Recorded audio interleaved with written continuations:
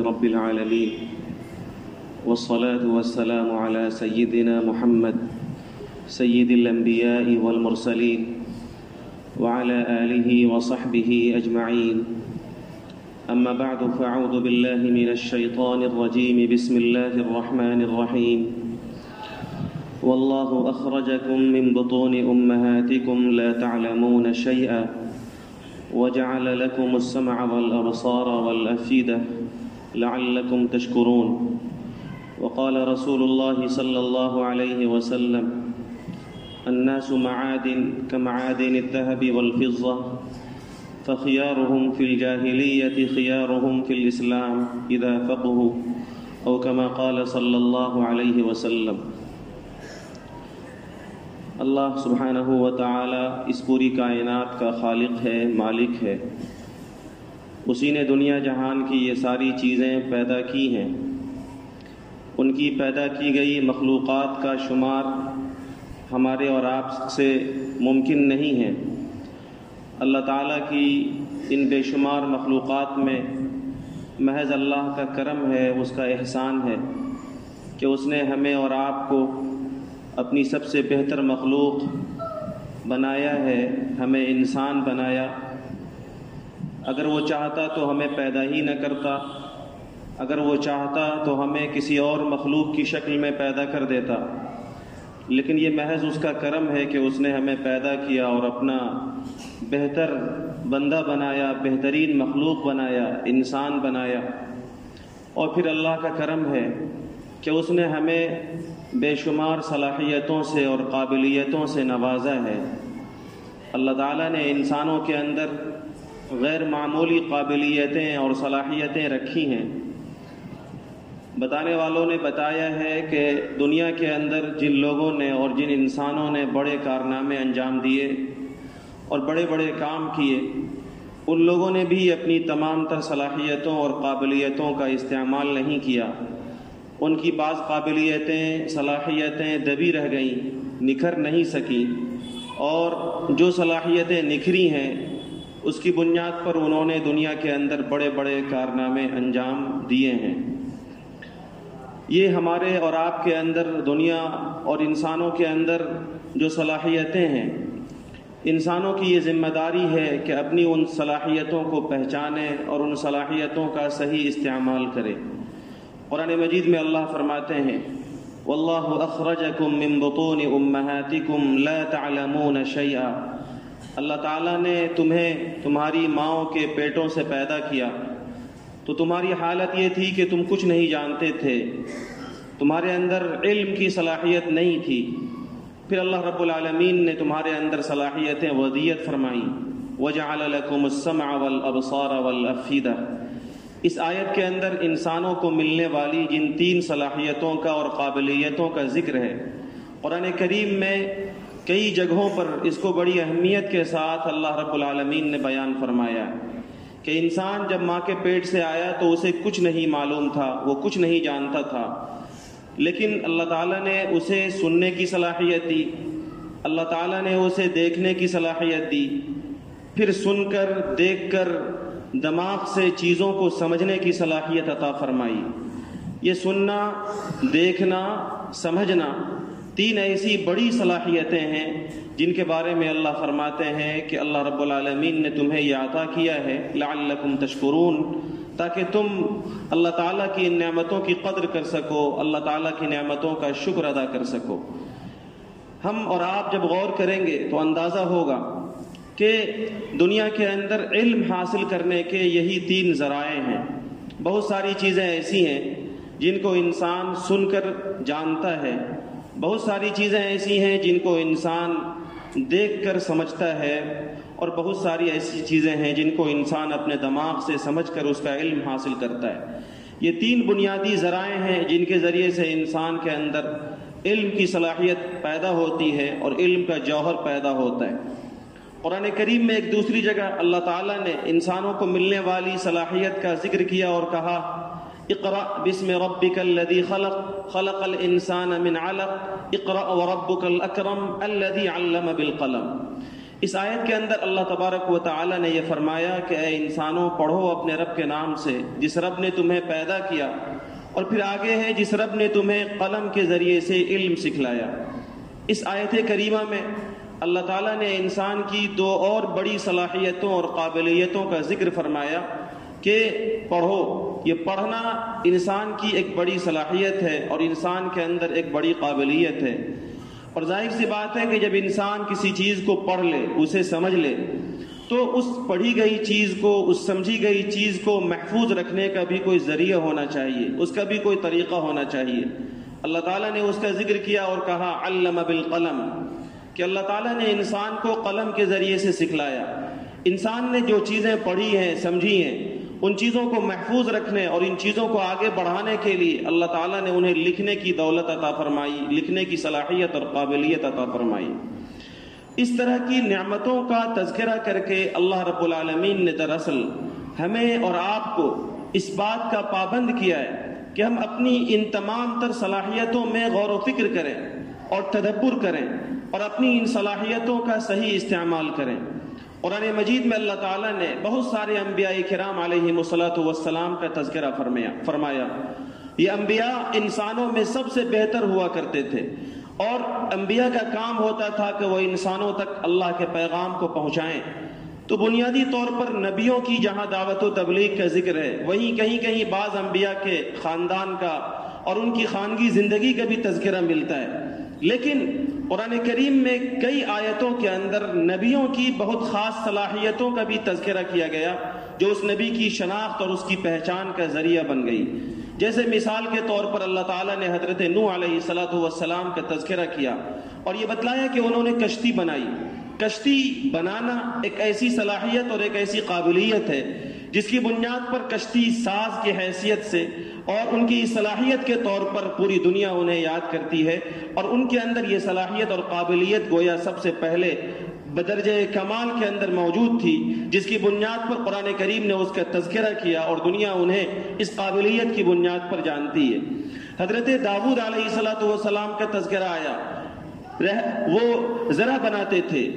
آدمی اپنے جسم کے اوپر جنگوں کے میدان میں اپنی حفاظت کے لیے جو لوہے کی چیز استعمال کرتا ہے تاکہ تیر تلوار اور بھالوں سے اپنی حفاظت کر سکے، اس کا تذکرہ حضرت داؤد علیہ الصلاۃ والسلام کے طور پر اللہ تعالیٰ نے کیا ہے کہ انہوں نے اس کو بنایا اور وہ اس کے موجد اور خالق تھے۔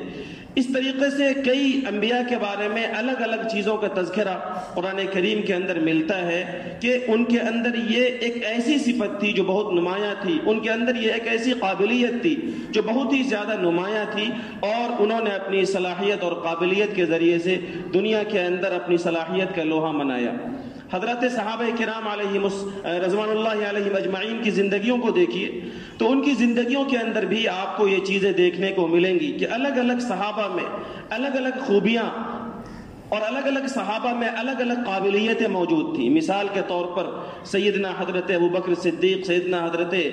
عمر فاروق رضی اللہ تعالیٰ عنہما، ان کے اندر مشورہ دینے اور چیزوں کے اندر دور تک دیکھنے اور دور اندیشی کے ساتھ فیصلہ کرنے کی صلاحیت تھی۔ تو رسول پاک صلی اللہ علیہ وسلم ان سے خاص طور پر بڑے بڑے معاملات میں ان کی صلاحیت سے فائدہ اٹھا کر مشورے کیا کرتے تھے۔ اسی طریقے سے سیدنا حضرت عبداللہ ابن مسعود، سیدنا حضرت ابی بن کعب رضی اللہ تعالیٰ عنہما، ان کو قرآن کا خاص فہم عطا فرمایا تھا۔ اللہ تعالیٰ نے انہیں قرآن فہمی کی خاص صلاحیت عطا فرمائی تھی، اس لیے قرآن کریم کی تفسیر و توضیح میں مفسرین نے ان کے اقوال کو جگہ جگہ پر نقل فرمایا ہے۔ اور بھی دیگر صحابہ کرام کے بارے میں جب آپ تتبع کریں گے تو آپ کو اندازہ ہوگا کہ اللہ تعالیٰ نے فطری طور پر ان کو جو صلاحیت عطا فرمائی تھی، رسول پاک صلی اللہ علیہ وسلم کی تربیت نے اس صلاحیت کو نکھارا اور انہوں نے اپنی اس صلاحیت کو نکھار کر امت کو اور لوگوں کو فائدہ پہنچایا۔ حضرت علی رضی اللہ تعالیٰ عنہ کے اندر فیصلہ کرنے کی صلاحیت تھی، دین اسلام کے مطابق لوگوں کے معاملات کو سمجھ کر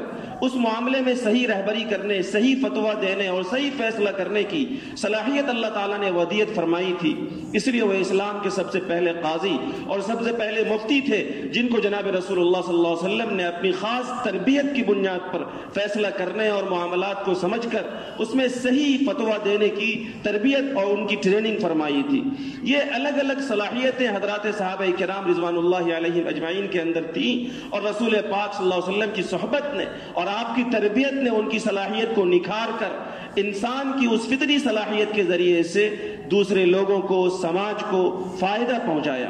میرے بھائیوں اور میرے بزرگوں، اس وقت دنیا کی جو صورتحال ہے جب آپ دیکھیں گے تو آپ کو اندازہ ہوگا کہ اسلام دشمن طاقتوں نے اپنے افراد کی صلاحیتوں کو نکھارا ہے، انہیں روشن کیا ہے. ان کے افراد میں جن کے اندر جو قابلیت تھی، جن کے اندر جو ٹیلنٹ تھا، جن کے اندر جو صلاحیت تھی، اس ٹیلنٹ، اس صلاحیت اور اس قابلیت کے افراد کو اس جگہ پر پہنچایا.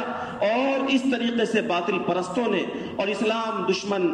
طاقتوں نے اپنے افراد کے ذریعے سے اسلام کی بیخونی کا کہہ لیجئے یا اسلام کے خلاف پلاننگ کا محاذ بالکل جیت لیا ہے. ایک طریقے سے ان کے اندر جن کے اندر صلاحیت تھی لکھنے پڑھنے کی، ان کو اس جگہ پر بٹھا دیا گیا. جن کے اندر صلاحیت تھی سیاست کی، ان کو وہاں پر بٹھا دیا گیا. یعنی ان کے افراد میں جو صلاحیت فطری طور پر اللہ تبارک و تعالیٰ نے ودیت فرمائی تھی، ان صلاحیت کا استعمال کر کے لوگوں نے آج دنیا کے اندر اپنی فتح اور اپنی جیت کے جھنڈے لہرائے ہیں. لیکن دوسری طرف مسلمانوں کی صورتحال یہ ہے کہ وہ صرف اس پر قناعت کیے ہوئے ہیں کہ ہم اہل حق ہیں، اسلام برحق مذہب ہے، قرآن برحق کتاب ہے، اور ہم برحق دین کے ماننے والے اور برحق کتاب پر یقین رکھنے والے اور برحق شریعت کو ماننے والے ہیں، اور اسی پر بس وہ قناعت کر کے رہ گئے. ان کے اندر لوگوں کی اور افراد کی صلاحیت کو جان کر، پرکھ کر، ان کی صلاحیت اور اس کے ٹیلنٹ اور اس کی قابلیت سے فائدہ اٹھانے کی قابلیت مسلمانوں کے اندر شاید بالکل نہیں ہے. آپ اگر ایک گھر بناتے ہیں تو اس گھر کے اندر مختلف صلاحیتوں کے افراد کے ذریعے سے فائدہ اٹھاتے ہیں، تب جا کر کے یہ گھر ایک خوبصورت گھر بنا کرتا ہے. آپ کی یہ مسجد ہے، ایک خوبصورت مسجد ہے. ظاہر سی بات ہے کہ اس کو بنانے میں اور اس کو اس خوبصورت شکل و صورت دینے میں کسی ایک فرد کی قابلیت نہیں لگی. جب اس کی بنیاد ڈالی گئی ہوگی تو اس وقت بنیاد کنی کرنے والے اور بنیاد کھودنے والے ماہر لوگوں سے مشورہ کیا گیا ہوگا. پھر اس کے بعد اس کے اندر لوہے کی سریوں کی ضرورت پڑی ہوگی، اس کے جو ماہرین ہوں گے ان کے مشوروں سے یہ کام کیا گیا ہوگا. پھر دیوار جڑوانے کا کام آیا تو اس کے بعد جو اس کے ماہرین تھے ان سے یہ کام کروایا گیا. پھر اس کے بعد جب اس کی عمارت بن گئی، پلاسٹر کا کام آیا تو اس میں جو ماہر تھے اس نے یہ کام کیا. پھر لکڑی کے دروازوں کا کام آیا تو آپ نے دیوار بنانے والے مزدوروں سے یہ کام نہیں کرایا بلکہ جو بڑھی تھے آپ نے اس سے وہ کام کرایا. پھر اس کے بعد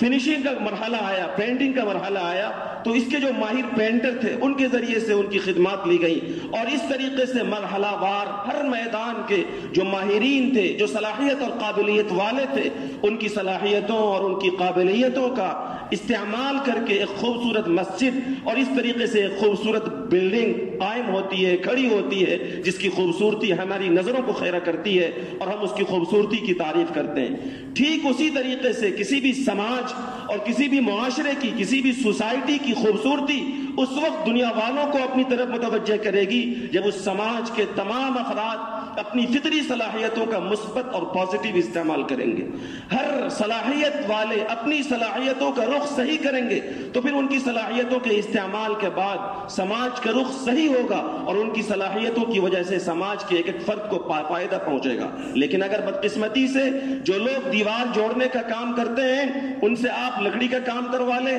جو لوگوں کو اللہ تعالیٰ نے لکڑی کے کیوار کھڑکی بنانے کی صلاحیت دی ہے ان کو آپ دیوار بنانے کے کام میں لگا دیں تو پھر ظاہر سی بات ہے مسجد کا یہ خوبصورت نقشہ جس طریقے سے نہیں بن پاتا. ٹھیک اسی طریقے سے سماج کے اندر جن کا جو کام ہے اگر ان کو وہ کام نہ دیا گیا اور ان کو وہ کام کرنے سے روکا گیا تو پھر ہمارا سماج یہ ٹوٹ جائے گا اور ہمارا سماج خوبصورت سماج نہیں بن سکے گا. اس لیے اللہ رب العالمین نے ہر انسان کے اندر جو خوبیاں رکھی ہیں، ہر انسان کے اندر جو صلاحیتیں رکھی ہیں، ان خوبیوں اور ان صلاحیتوں کا مثبت اور پازیٹیو استعمال کرنے کی ضرورت ہے. رسول پاک صلی اللہ علیہ وسلم کا جو فرمان میں نے آپ کو سنایا، آقا صلی اللہ علیہ وسلم فرماتے ہیں کہ ہر انسان کے اندر اللہ رب العالمین فطری طور پر کچھ صلاحیتیں دیتے ہیں. ایک آدمی کافر ہے، جاہل ہے، اس کے اندر بھی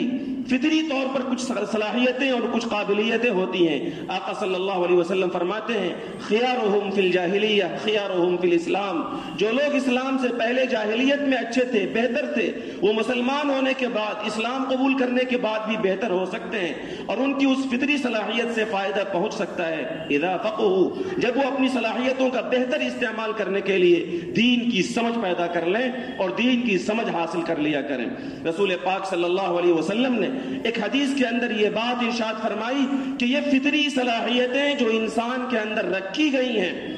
یہ فطری خوبیاں اور قابلیتیں جو اللہ تعالیٰ نے ہر انسان کے اندر الگ الگ کوالٹی میں رکھی ہیں، یہ فطری صلاحیتیں قرآن مجید نے ایک جگہ کہی ہے کہ بدلنا نہیں چاہیے. اللہ ایک جگہ فرماتے ہیں فَأَقِمْ وَجْهَكَ لِلدِّينِ حَنِيفًا فطرت اللہ التي فطر الناس علیها لا تبدیل لخلق اللہ ذلك الدین القیم. اے لوگو، اپنے رخ کو اللہ تبارک و تعالیٰ کی طرف مکمل یکسوئی کے ساتھ پھیر لو. اللہ تعالیٰ نے جس دین پر تمہیں پیدا کیا یہ فطری دین ہے. فطرت اللہ التي فطر الناس علیہا، ہر انسان کے فطرت میں اور اس کی تخلیق میں اللہ تعالیٰ نے یہ بات رکھی ہے کہ وہ ایک خالق اور مالک کے سامنے اپنے سر کو جھکائے. اسی فطرت پر اللہ تعالیٰ نے انسان کو پیدا کیا ہے. لا تبدیل لخلق اللہ، اللہ کی اس فطرت میں کوئی تبدیلی نہیں ہونی چاہیے. ہونا تو یہ چاہیے کہ انسان اسی فطرت پر رہے جس طریقے سے دنیا کی دوسری مخلوقات. قرآن کریم نے ایک جگہ کہا وَإِن مِّن شَيْءٍ إِلَّا يُسَبِّحُ بِحَمْدِهِ وَلَكِن لَّا تَفْقَهُونَ تَسْبِيحَهُم، کہ اس کائنات کی ہر چیز اللہ کی پاکی بیان کرتی ہے،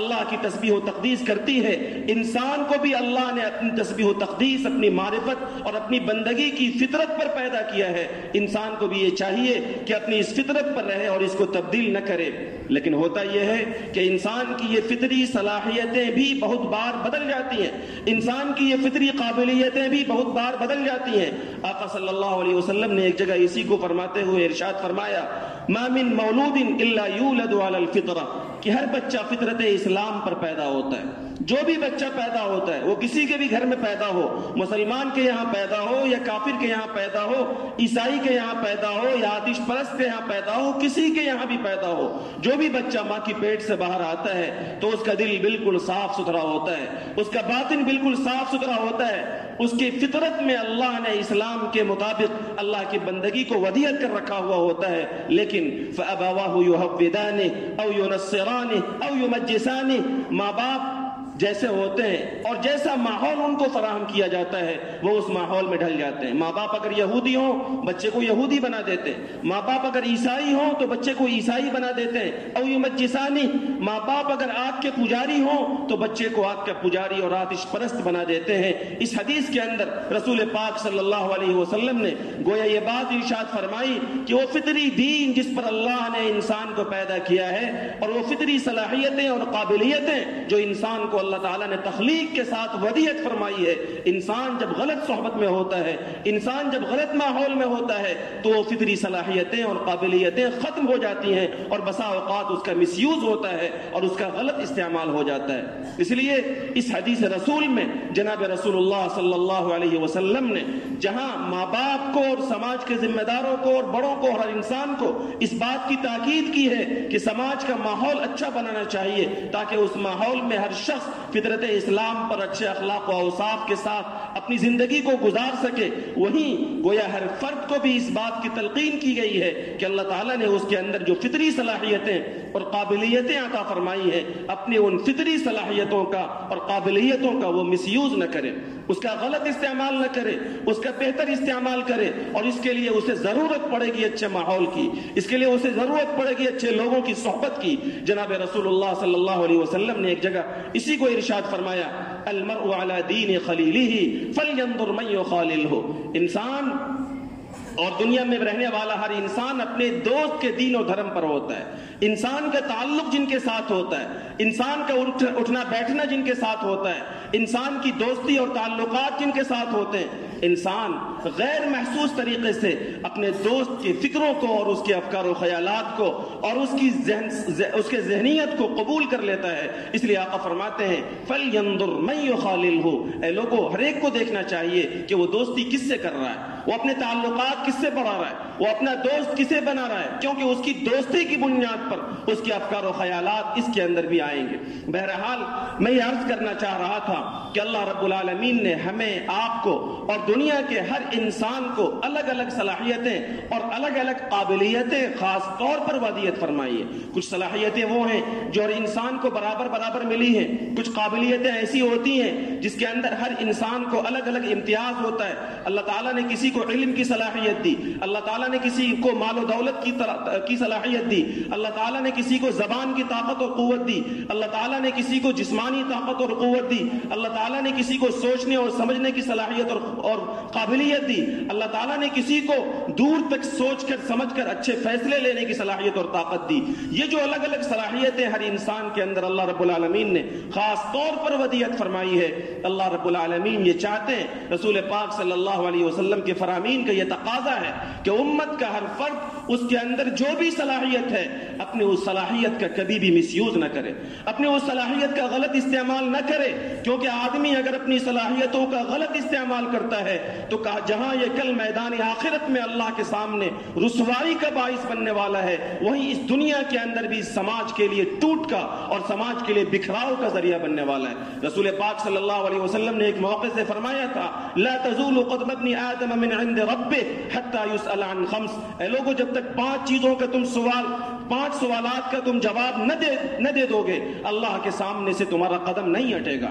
یہ 5 چیزیں جن کے بارے میں اللہ میدان محشر میں سوال کرے گا اور جن کے جوابات دیے بغیر ہمارے قدم اللہ کے سامنے نہیں ہٹیں گے۔ میرے بھائیو، یہ دراصل 5 صلاحیتیں ہیں، 5 قابلیتیں ہیں جن کے سوالات ہمیں اللہ رب العالمین کے سامنے دینے ہیں اور جن کے جوابات دیے بغیر ہم اللہ رب العالمین کے دربار سے نہیں ہٹ پائیں گے۔ جہاں اس میں یہ بات کہی گئی کہ اللہ تعالیٰ نے ہر انسان کو زندگی دی ہے اور اس زندگی کے اندر مختلف صلاحیتیں ہیں، یہ سوال ہوگا کہ زندگی کا استعمال کیسی کی تھی تم نے، زندگی کے اندر تمہاری جو صلاحیتیں اللہ تعالیٰ نے دی تھی ان صلاحیتوں کا کیسا استعمال کیا تھا، تمہیں اللہ تبارک و تعالیٰ نے مال کی صلاحیت دی تھی، تم نے اپنے مال کا کیسا استعمال کیا تھا، اللہ تعالیٰ نے تمہیں جوانی کی قابلیت اور طاقت و قوت عطا فرمائی، اس کا تم نے کیسا استعمال کیا، اللہ تعالیٰ نے تمہیں علم کی دولت اور طاقت و قوت عطا فرمائی، اس خوبی کا تم نے کیسا استعمال کیا۔ یہ سوالات اللہ رب العالمین کے دربار میں ہوں گے۔ یہ سوالات دراصل ہمیں بتا رہے ہیں کہ ہمارے پاس جو بھی صلاحیت، ہمارے پاس جو بھی خوبی اور لیاقت ہے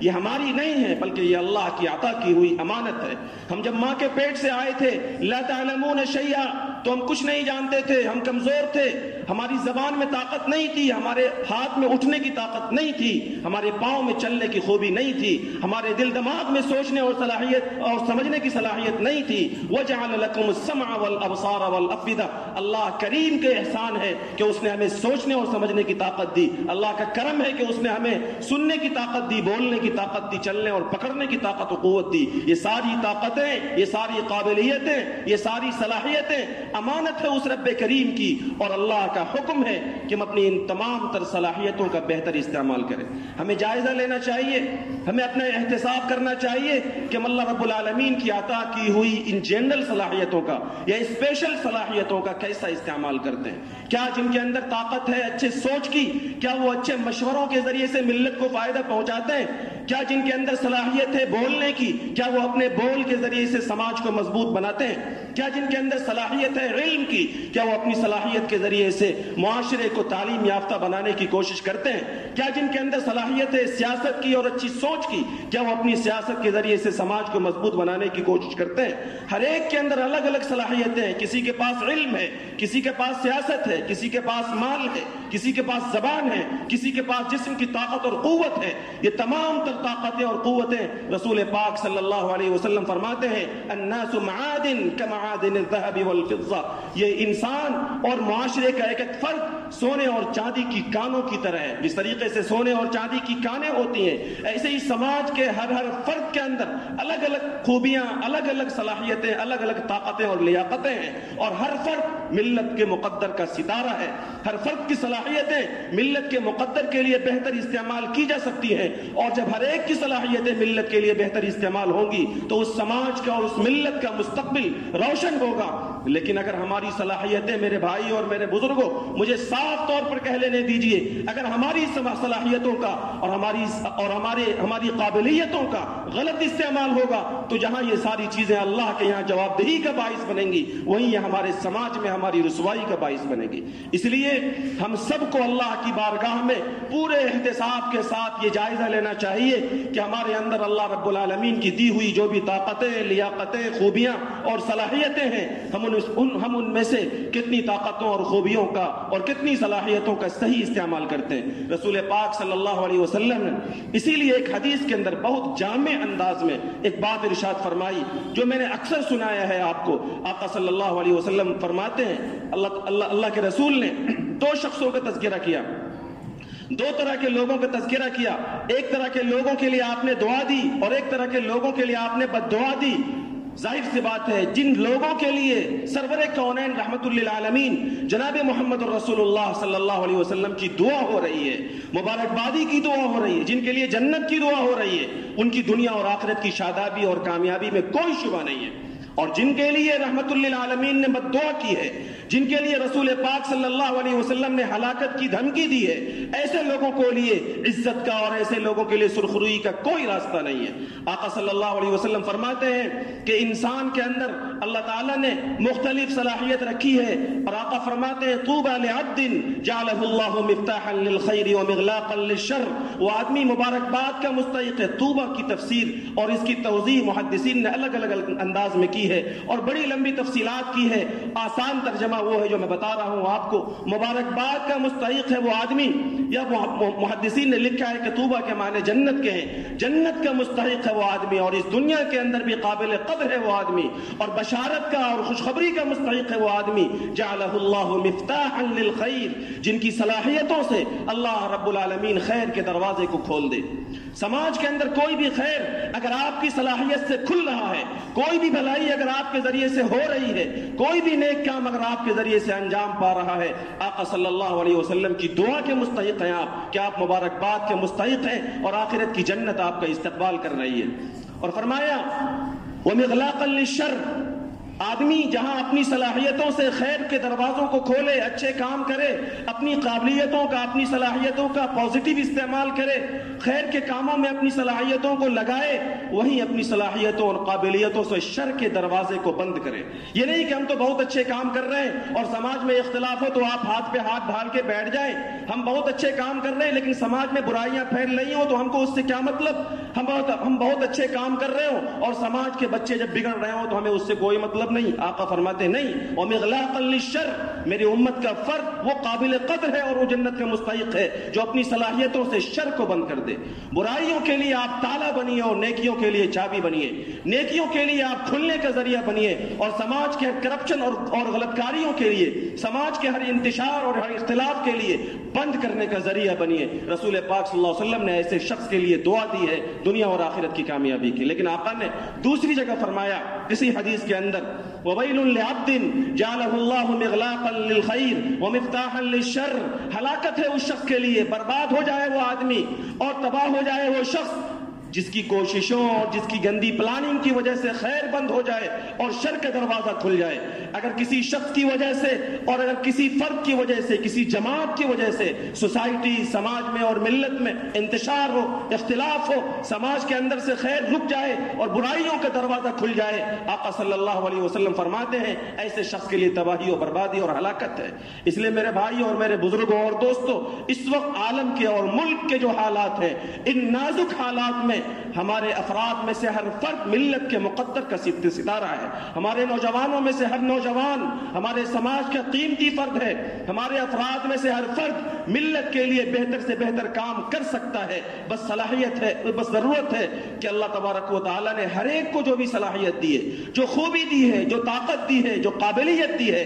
اپنی اس صلاحیت اور اپنی قابلیت کا مثبت، پازیٹیو اور اچھا استعمال کرے۔ جب اپنی صلاحیتوں کا اچھا استعمال کریں گے، آپ کے مشورے مشورے اچھے ہو سکتے ہیں. آپ کے اندر سوچنے سمجھنے کی صلاحیت اچھی اگر ہے, آپ اچھے مشورے دیجیے. آپ کے اندر اگر لیڈنگ کی صلاحیت ہے, آپ کسی چیز کو لیڈ کر سکتے ہیں, آپ کے اندر سیاسی بصیرت ہے, آپ کے اندر سیاسی فہم ہے, آپ سیاست کے اندر ملت کی قیادت کیجیے. آپ کے اندر اگر علم کی صلاحیت ہے, طاقت ہے اور علمی قابلیت ہے, آپ علم کے ذریعے سے سماج کو روشنی بکھیریے. ہر فرد کا الگ الگ میدان ہے اور ہر ایک کے اندر اللہ تبارک و تعالیٰ نے الگ الگ صلاحیتیں اور قابلیتیں ودیت کر رکھی ہیں. ہم سب کی یہ ذمہ داری ہے کہ ان نازک حالات میں ملت پر ترس کھائیں اور ملت کو اختلاف و انتشار سے بچا کر ہم اپنی ملت کو ہر طرح کے اختلاف سے بالا تر کر کے اپنی صلاحیتوں کے ذریعے سے ملت کو مضبوط کرنے کی کوشش کریں. علامہ اقبال نے بڑا خوبصورت شعر کہا تھا ایک موقع سے کہ جس قوم کے اندر اختلاف ہو جائے, جس قوم کی فکر خراب ہو جائے اور جس قوم کے اندر عملی بگاڑ آ جائے, اس قوم کو زوال سے کوئی نہیں بچا سکتا. اور جس قوم کے اندر سوچنے اور سمجھنے کی صلاحیت ختم ہو جائے, اس قوم کو زوال سے اور ذلت سے کوئی نہیں بچا سکتا ہے. علامہ فرماتے ہیں قوت فکر و عمل پہلے فنا ہوتی ہے, تب کسی قوم کی شوکت پہ زوال آتا ہے. جب کسی قوم کے افراد میں اچھی سوچ کی صلاحیت ختم ہو جائے, جب کسی قوم اور کسی سوسائٹی اور کسی مذہب کے افراد سے اچھے اعمال کی صلاحیت ختم ہو جائے اور مجموعی طور پر لوگوں کی سوچ بگڑ جائے, اس کے اعمال خراب ہو جائے, تو اس کی شوکت ختم ہو جاتی ہے, اس قوم پر زوال آ جاتا ہے. لہذا اگر ہم اپنی ملت کو, اپنی قوم, سماج اور سوسائٹی کو روشن سماج بنانا چاہتے ہیں تو ہماری یہ ذمہ داری ہے کہ ہم اپنی فکر کو مثبت رکھیں, اپنی سوچ کو مثبت رکھیں اور اپنے عمل کو مثبت کریں, اور اچھی سوچ اور اچھی فکر اور اچھے عمل کے ساتھ اپنی ملت کے لیے ہم کام کریں. حضرت والد صاحب رحمۃ اللہ علیہ سے ایک بار نہیں انیک بار سنا, وہ فرمایا کرتے تھے کہ جس گاؤں میں اختلاف و انتشار ہو اور جس جگہ کے لوگ, جس علاقے کے لوگ اپنی صلاحیتوں کا مس یوز کرتے ہو, اپنی قابلیتوں کا غلط استعمال کرتے ہو, اس گاؤں کی ترقی رک جاتی ہے. وہ گاؤں مجموعی طور پر کبھی ترقی نہیں کر سکتا. الگ الگ علاقوں میں ان کے یہ جملے ہم نے کئی بار سنے. اس لیے میرے بھائیوں, میرے بزرگوں, اس وقت کے جو حالات ہیں یہ میرے دل کے درد ہے جو میں کھلے الفاظ میں آپ کے ساتھ کہہ رہا ہوں. ہم میں سے ہر شخص کی یہ ذمہ داری ہے کہ خدا کے واسطے ملت پر ترس کھائیے, خدا کے واسطے ملت کے افراد پر رحم کیجیے اور اپنی سوچ اور اپنی صلاحیتوں کے ذریعے سے آپ مثبت کام کیجیے. اور اگر ہم سے کوئی کام نہ ہو پائے تو اللہ کے واسطے اپنی زبانوں کو بند رکھیے. اللہ کے واسطے ہم اپنے اختلاف کو اور انتشار کو ہوا نہ دیں. کہیں ایسا نہ ہو کہ ہماری یہ معمولی غلطیاں ملت کے لیے زوال کے سبب بن جائیں, اور ایسا ہو جائے کہ ایک لمحے کی غلطی صدیوں کی سزا کا سبب بن جائے. اس لیے ہم سب کو اور ہم میں سے ہر فرد کو یہ چاہیے کہ اللہ رب العالمین نے جس کو جہاں جو قابلیت دی ہے, اپنی قابلیتوں کو اور اپنی صلاحیتوں کو مثبت استعمال کر کے اور پازیٹیو استعمال کر کے جہاں تک ہو سکے ہم ملت کے لیے, امت کے لیے, امت کے افراد کے لیے, تعلیمی اداروں کے لیے, مساجد, مکاتب, مدارس کے لیے, اسکولوں, کالجوں کے لیے, تمام تر ملی تنظیموں کے لیے ہم بہتر سوچنے والے ہوں اور بہتر بولنے والے ہوں, اور ہم اپنے ملی قائدین کے لیے, ملت کا کام کرنے والوں کے لیے اچھی فکر اور اچھے عمل کا جذبہ رکھنے والے ہوں. بس اوقات ایسا ہوتا ہے کہ ہمارے غلط تبصروں کی وجہ سے اور ہمارے غلط اعمال و افعال کی وجہ سے ملت کے کام کرنے والوں کو ایسا درد اور ایسا دھکا پہنچتا ہے کہ ان کے کام کرنے کا حوصلہ ٹوٹ جاتا ہے اور وہ کام کرنے سے اپنے آپ کو پیچھے کر لیتے ہیں. میرے بھائیوں اور میرے بزرگوں, اس لیے یہ میرا واضح طریقے سے ایک درد دل ہے جو میں نے آپ کو کھلے طور پر سنا دیا ہے. اللہ رب العالمین سے دعا ہے کہ اللہ رب العالمین ہم سب کو نیک سمجھ عطا فرمائے. اللہ رب العالمین ہم سب کی صلاحیتوں کا مثبت اور پازیٹیو استعمال کرنے کی ہم سب کو توفیق عطا فرمائے. وآخر دعوانا ان الحمد للہ رب العالمین.